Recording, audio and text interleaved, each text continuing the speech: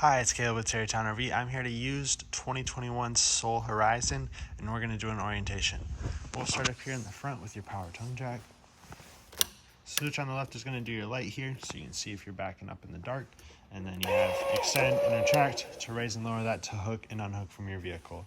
If this were to fail for any reason, you can remove this rubber cap here, and there's a crank in the compartment in the back that you can use to crank that up or down. It's just a 3/4 inch nut that's in there. And behind that, you have your two 20-pound propane tanks with a regulator in the middle.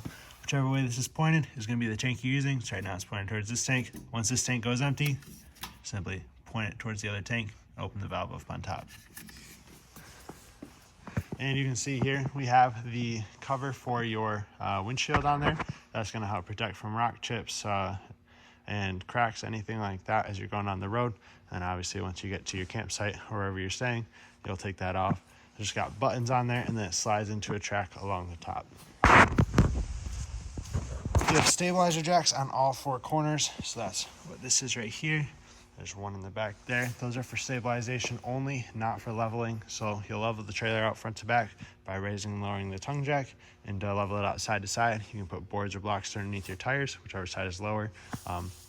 Once it's leveled out, run your stabilizers down. There's a crank for that. It's actually going to be the same crank you'll use for the tongue jack. And you'll run those down to the ground. Put just a little bit of extra pressure on them, and they'll keep the trailer stabilized while you're using it so it doesn't move around too much. Right above that, you have a vent for your battery box, which is located underneath the bench inside for the U-shaped dinette. It's underneath the wall, or it's underneath the bench there. You have two vents for the refrigerator. Then we have furnace exhaust here that's going to blow out hot air when you're running your furnace. You have a storage compartment here for sewer hose. Since there's no bumper on the unit, that's where they store that at. And then here you have your drain for your holding tank. So this is going to be for the black tank. So you'll pull that, and that's going to drain your black tank. You just obviously have your sewer hose hooked up. You pull the handle, and I'll just drain it out. And you'll be able to check the levels of that in your fresh tank and all your other all that stuff inside on your monitor panel, which you'll see in a little bit.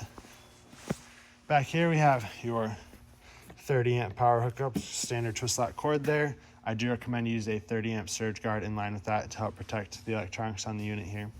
You have a hookup for a portable solar panel. If you have that portable solar panel, that is going to trickle charge your batteries, give them kind of just a small amount of charge.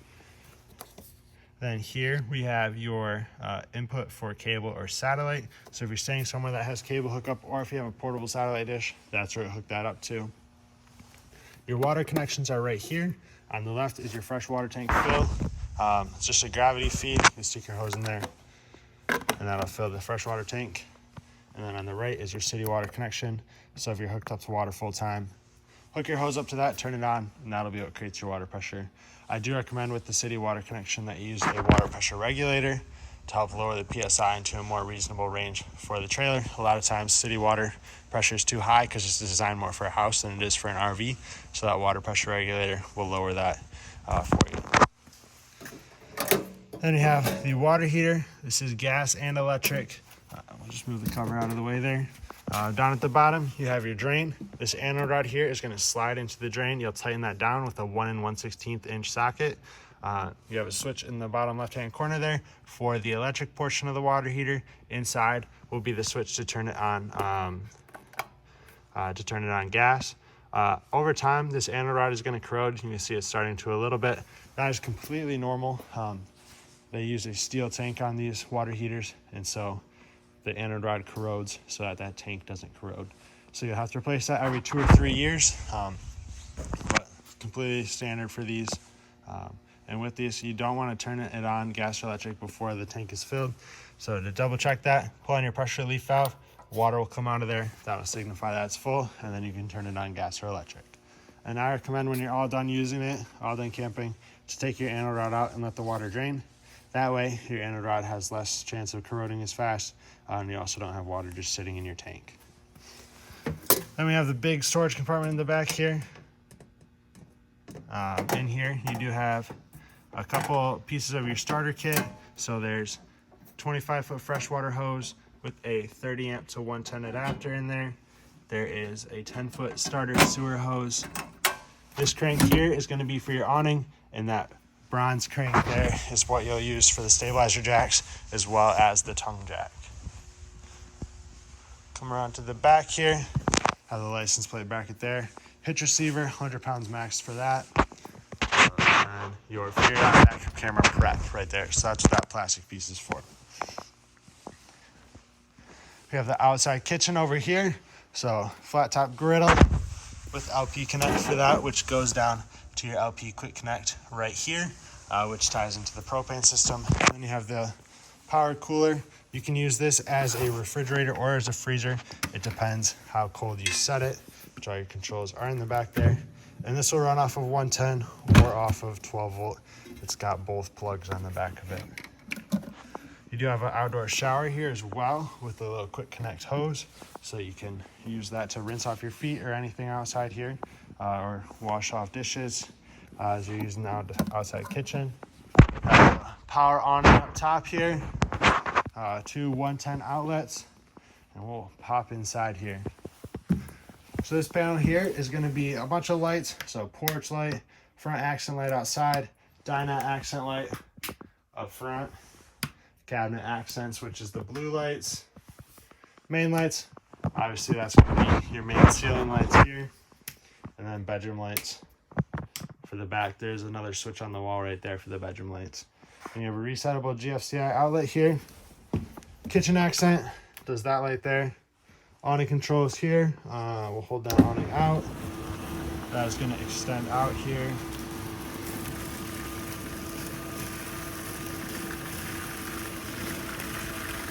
And then there are legs for the awning that are built into it.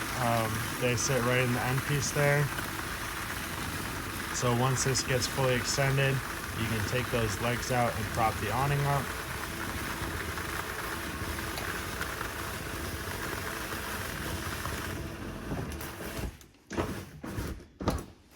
So that's fully extended right here.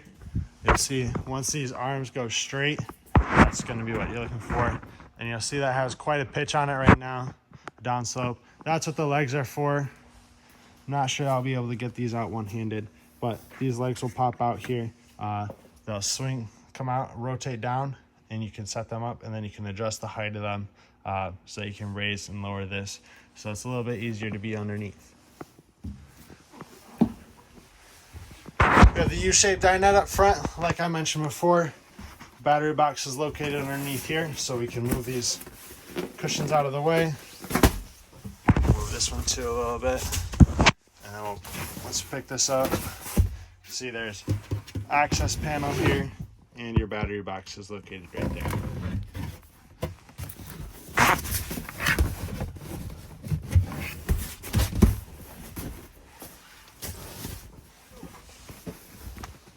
And you just put the cushions back when you're all done. There is a battery disconnect up here. That's this red knob. So once you turn this to the off position, that shuts 12 volt off to the unit. That also keeps your batteries from charging though when you're hooked up to your vehicle or to shore power. So I recommend you really only use this for long-term storage. Otherwise, you can keep it on so that your batteries will charge. You have 2 110 outlets here, USB charger, and 12 volt outlet here. Battery box or breaker box and fuse panel. Everything is labeled for you right here. You have your microwave. It's going to be a standard microwave like you'd have at your house. And you have radio and CD player here. This is also Bluetooth compatible. And you have 2 speaker zones on here, zone A and B. Zone A is your speakers up front. Zone B is your speakers in the rear. You have the monitor panel here for your fresh tank, your black tank. You can see the black tank is reading 1/3. That's how a lot of times what happens with the black tank is waste and stuff gets stuck on the sensors. So even though your tank is empty, it'll read. That's just one of the drawbacks of these style tanks here. So that is empty, but it reads 1/3 on there. And then you have the switch for your water pump. Your tank heaters here, so that's a heating pad that goes on your holding tanks to keep them from freezing. That runs off of your battery. And then you have water heater on gas, water heater on electric. And like we saw outside, there's a switch on the water heater outside for for the electric portion, so you have to do that switch and this switch for the electric to activate. Then we have the refrigerator here. It's gas and electric. There's also 12 volt. So this plug, 110 power, gas power, 12 volt power here, and then you can adjust your temperature with the thermometer icon there, and then this will come on if there's any warnings. And just hold this down to turn it off. Below that is where your furnace is located. We'll see the thermostat for that in a second. I'll show you. Have the wet bath here, so toilet with the foot pedal flush. Halfway down brings water into the bowl, all the way down will flush into the tank. Then you have the shower, and up top you have the fan. So crank it to the right to open it. Push the button there to turn the fan on, and just close that whenever you're done with it. In the kitchen here, you have 2-burner stovetop. Turn this to light for both of these. Oops. Line that up in a second. There we go. So turn that to light, and you push your igniter until the burner's light. Sometimes it takes a second to get gas to the line, so they won't always light up right away. And then you can adjust your temperature. And with this cover, you have to pick up on it before you can close it. Otherwise, that hinge is not going to allow it to come down there. The key for it on the sink. You have the TV entertainment back here. Below that, you have your thermostat where you'll turn your furnace and AC on. So click power, and that's going to go through your fan first, low, high, and auto, then AC, then furnace, then off. I recommend you have the fan set to auto, so that for your AC and for your furnace, once it reaches the set temperature, it'll shut off automatically, and you'll set that temperature with the arrows there. And then next to this, you have the control for your max air fan, which is right up there. So you hit fan on, that's going to turn the fan on and lift the lid up. These do have rain sensors on them, so if it starts to rain, or even if it senses snow or water up there, that'll close that so that you don't get water inside. You can click through this for your different fan speeds, 1, 2, 3, 4. If you hit fan off, that shuts the fan off as well as closes the lid. Otherwise, you can have just the vent open for ventilation without the fan. And then there's that light switch there for the rear bedroom lights here. There's USB chargers and 110 outlets there as well. But that is going to be everything inside of here. Hope this video is helpful to you. If you have any questions, please feel free to reach out to us. We'd love to help you get those answered. And thank you for choosing Tarrytown RV.